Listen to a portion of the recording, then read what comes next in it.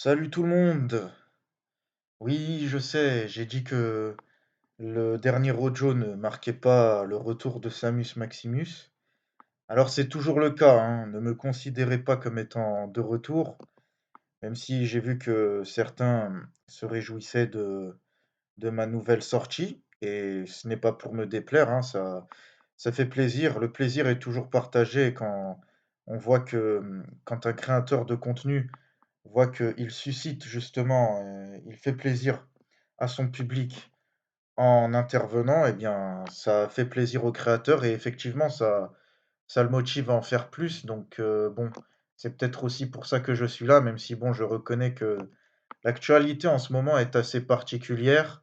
Après, bon, les déboires et les scandales qui couvent, au sein de la FFF et de ce qui concerne le football, et le sport français de manière générale. Bon, on a tout simplement, Dieudonné Mbala qui présente ses excuses à la communauté juive. Alors, j'avoue que je ne m'y attendais pas, mais je vais vous dire une chose. Alors oui, on pourrait crier, à la trahison, au retournement de veste et autres, accusations, de ce genre. Moi, vous savez, je n'ai comment dire? En fait, je ne prenais déjà plus Dieudonné au sérieux en tant que dissident. Qu'on le veuille ou non, la dissidence, qui devait être une dissidence politique, s'est peu à peu muée en une forme de dissidence spectacle, voire en une dissidence business. Et Dieudonné y était pour beaucoup quelque part. Moi, je n'ai rien contre, le principe selon lequel un dissident politique ou un artiste vive de sa passion, vive de son activité, artistique ou politique. En soi, c'est bien, si ça peut l'aider à être d'autant plus productif. Mais force est de constater que concernant Diodo, là, on était plus dans le business pour le business que, le business au service de la politique. Là, c'était l'inverse, c'était la politique au service du business. Je dis pas que c'était le cas dès le départ. Je ne dis pas que Dieudonné est un être totalement dénué, de quelconque, conviction. Je ne pense pas, je pense que Dieudonné a de réelles convictions, mais qu'il a laissé ses démons, prendre le pas petit à petit sur sa personne. On se souvient, du chèque, de 1 million qu'il promettait, d'offrir à la Palestine, 1 million d'euros qui se sont transformés en 1 million de CFA. On se souvient, d'autres business, on ne peut plus douteux autour de, je sais pas, de crypto-monnaies. Bon, vous me connaissez, moi j'aime bien la crypto-monnaie, mais après il y a crypto-monnaie et crypto-monnaie. Force est de constater que tout ce qui a été, promu par Dieudonné a fait plouf. Voilà, Dieudonné, on peut l'accuser sans mentir de s'être enrichi un peu sur le dos, des gens à qui il a fait la promotion de certains business, notamment les cryptos, voilà. Faut pas se voiler la face. Qu'on aime ou non les cryptos, là n'est pas la question. Il y a pas que ça. Il y a la vente de cercueils, la vente de je crois, il a même essayé de vendre des masques, pendant la pandémie. Bon, avec le recul, on sait que ça ne servait à rien, mais quand même, à l'époque, on savait pas. Lui, il a essayé de s'enrichir sur ce genre de choses, les cercueils, c'était trop malsain. Les Pim's pour la paix qu'il vendait à 5 €, hem, c'était de mauvais goût. Ce n'était pas drôle. En tout cas, moi, personnellement, je ne trouvais ça pas drôle et je pense que toute personne saine d'esprit ne pouvait pas trouver cela drôle et pourtant Dieudonné est un grand comique. Dieudonné, en ce qui me concerne, hein, après c'est mon point de vue, ces 20 dernières années encore, je suis gentil, mais de ces 20 dernières années, c'est Dieudonné le meilleur et en plus d'être un grand comique, moi, ce qui me fascine chez lui, c'est que c'est également un excellent acteur. Excellent acteur. Tu peux être bon comique, mais très mauvais acteur, hein. Tu prends par exemple, je sais pas, Eric et Ramzy, Omar Sy, Même Jamel Debbouze, même si Jamel Debbouze, je trouve qu'il s'en sort un peu mieux, mais même lui, quand tu les vois dans un film, Jamel Debbouze, il te fait du Jamel Debbouze. Tu peux pas demander à Jamel Debbouze de jouer autre chose que son propre, rôle, de produire un humour autre que son propre humour et pour les autres humoristes, c'est encore pire. Dieudonné, non.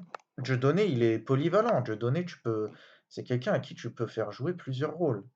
C'est un excellent acteur, grand humoriste.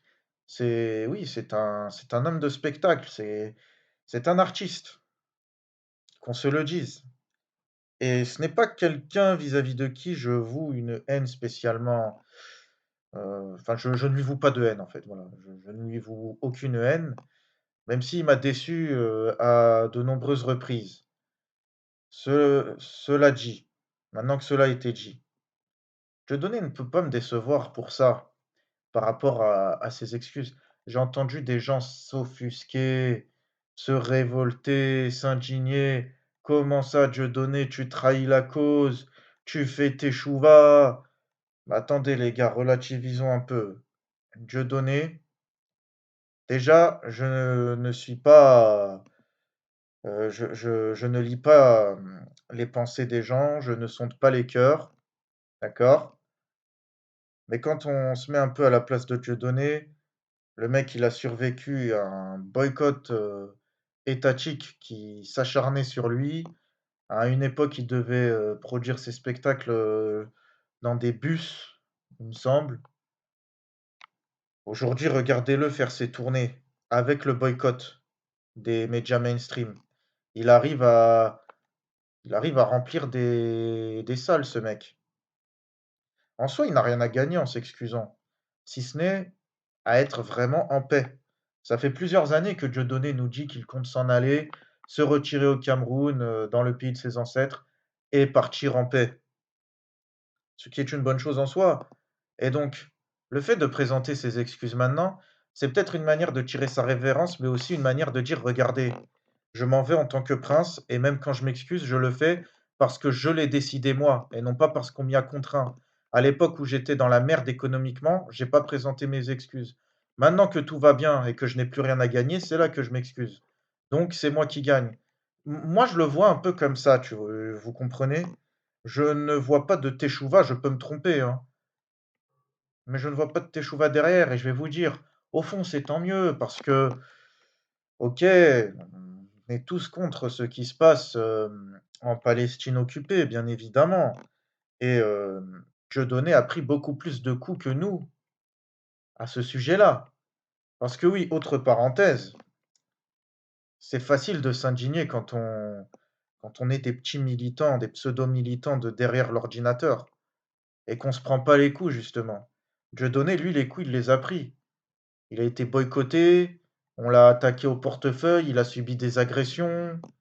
La LICRA, le CRIF, le machin, l'UEJF. À un moment donné, le mec, il approche la soixantaine, il a peut-être envie d'être, bah, en paix, d'être au calme, de se sentir bien. Peut-être. Peut-être qu'il pense à l'avenir, à ses enfants qui ont dû grandir, dans un cadre, assez, qui comportait une certaine forme d'hostilité et qui, en grandissant, se sont peut-être mis à poser certaines questions. «Pourquoi ces gens-là nous font des grimaces, papa? Pourquoi ces gens-là ne nous aiment pas alors qu'on leur a rien fait? On dirait qu'ils te connaissent, papa, comment ça se fait?» On peut pas se mettre à sa place aussi facilement. Donc c'est trop facile de critiquer et où en étais-je? Excusez-moi, je suis en train de réfléchir tout en parlant. Parce que oui, c'est pas facile de faire des audios. Quand ça fait longtemps qu'on n'en a pas fait, après on a tendance à perdre le fil. On bégaye un peu, les mots viennent moins rapidement. Vous savez, c'est un exercice, hein, de produire ce genre de contenu, ça se travaille. Ça se travaille, mais oui, Dieudonné, voilà, il a décidé de s'en aller en tant que prince, donc bon, je pense que c'est une bonne chose. Il y a une différence entre, haïr le sionisme et haïr les juifs en eux-mêmes et vous savez, bon, j'ai toujours été contre cet amalgame fait entre le sionisme l'antisionisme, pardon, et l'antisémitisme, mais qu'on le veuille ou non, malheureusement, Dieudonné ainsi que son camarade Soral, sur lequel on va bientôt revenir, ont contribué à ce que cet amalgame se fasse, même négativement, même sans le vouloir, même à contre-cœur. Parce que qu'on le veuille ou non, ces 2 personnes sont tombées à un moment donné dans l'antisémitisme. Ils ne se sont pas maintenus dans le simple antisionisme, dans le simple combat idéologique. À un moment donné, il y a eu de la haine dans leur combat et cette haine, elle a été provoquée à escient par leurs adversaires. En ce qui me concerne, et je l'ai toujours dit, Dieudonné a fauté, mais pas dès ses débuts. Au départ, c'est pas lui qui était en tort, mais le système l'a poussé à la faute. Le système l'a poussé à inviter des Robert Forisson, qui est mort, hein, paix à son âme. Même s'il paraît que c'est un énorme raciste, de son vivant, c'était un grand raciste, et pas que contre les juifs, mais il est mort. Je vais pas parler mal d'un mort. J'ai pour principe de soit en dire du bien, soit me taire vis-à-vis d'un mort. Donc paix à son âme malgré tout, mais Dieudonné l'a invité, Dieudonné a invité Robert Faurisson. Et ça, ses ennemis lobbyistes s'en languissaient. C'est ce qu'ils voulaient, c'est ce qu'ils souhaitaient. Et ils se sont servis de ça pour pouvoir assimiler antisionisme à l'antisémitisme et réduire au silence toute forme de voix qui s'élèverait contre les exactions, contre les injustices subies par les Palestiniens, heu venant, des Israéliens, des sionistes.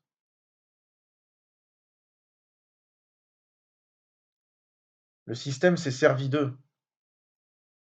et quelque part que Dieudonné ait fini par présenter ses excuses, ça peut être une manière de dire aussi que voilà, vous vous êtes trompé, je n'ai jamais été dans la haine. Vous avez voulu me plonger dans la haine, mais vous n'avez pas réussi. Et en fait, il veut gagner sur tous les plans. Le retrait en grand prince, en grand seigneur, mais en même temps, tout en n'ayant pas succombé à la haine. En tout cas, si, il y a succombé, mais il n'a pas envie de le montrer. Il a peut-être appris de certaines de ses erreurs et il se dit: «Il faut que ça reste politique et seulement politique, pas humain». Vous savez, moi personnellement, je vais parler de mon cas un peu. Ça m'arrive à de très rares occasions, hein, parce que je n'aime pas m'énerver et c'est vrai que des fois, bon, ce genre de sujet est propice, à la discorde, mais ça m'arrive d'en discuter un peu avec, certains juifs. Quand je décèle en la personne une certaine ouverture d'esprit, bien sûr, hein. Je discute pas de ces sujets-là avec n'importe qui. La géopolitique, la Palestine, le sionisme et cetera. On en parle sans haine. On n'est pas forcément d'accord, hein, mais pas besoin de mêler la haine à ce genre de débat.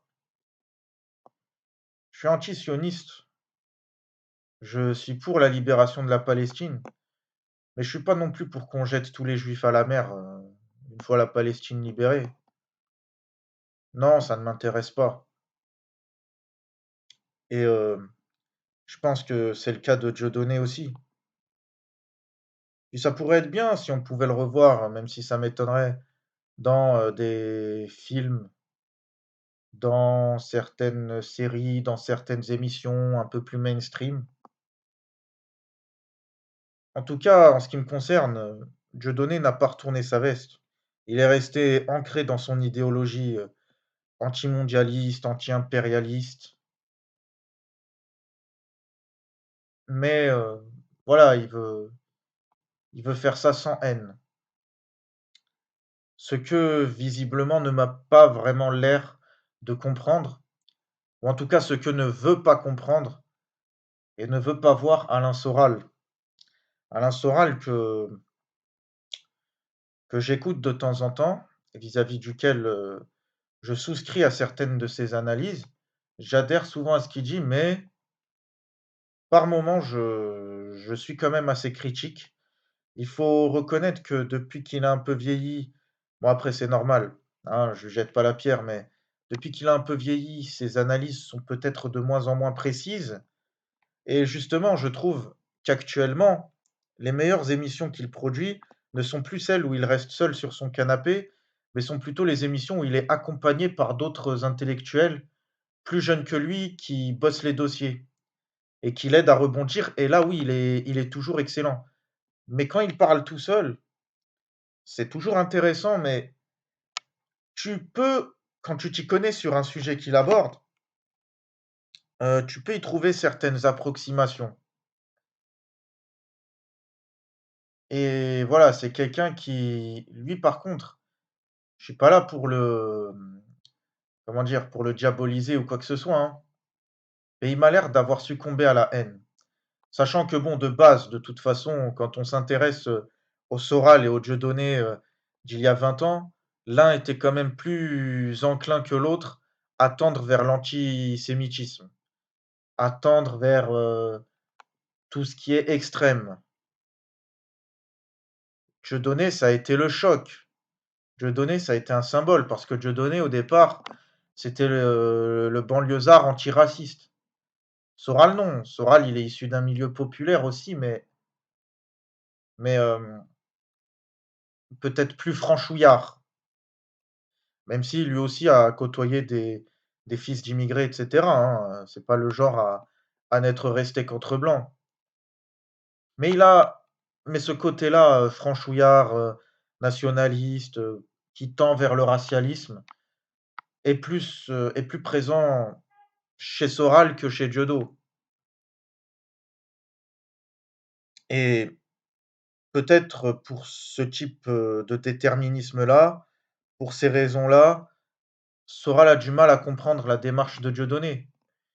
Là, le divorce entre Soral et Dieudonné est sur le point d'être acté, d'être consommé. Bon, je vais pas vous lire, là en ligne, les derniers articles, sur le site d'Alain Soral, ER, Égalité Réconciliation, mais de ce que j'ai lu, pour l'instant, ça tape sur Dieudonné, ça tape sur Diodo. C'est dommage. J'aime quand les amitiés de 20 ans arrivent à perdurer en dépit, des incidents, des incompréhensions éventuelles qui pourraient survenir. Enfin bref, je ne sais pas si je réagirai, à nouveau sur cette affaire. J'ai pas voulu agir de suite parce que j'ai attendu d'avoir un certain recul, j'ai attendu que Dieudonné s'exprime un peu, là-dessus, j'ai attendu de voir la réaction de Soral. On a eu tout ça, mais cette histoire n'est pas finie. Donc, tout dépend de vos réactions, les amis. Si je vois que ça rebondit, dans l'espace commentaire, eh bien, peut-être que ça me motivera à répondre à mon tour, mais sous forme d'audio. Bon, si je vois que ça en reste là, eh bien, ça fait quand même plaisir d'avoir, pu retenir votre attention le temps d'un podcast. Merci à vous. Peut-être à bientôt ou peut-être pas, peu importe. Quoi qu'il en soit, ciao à tous.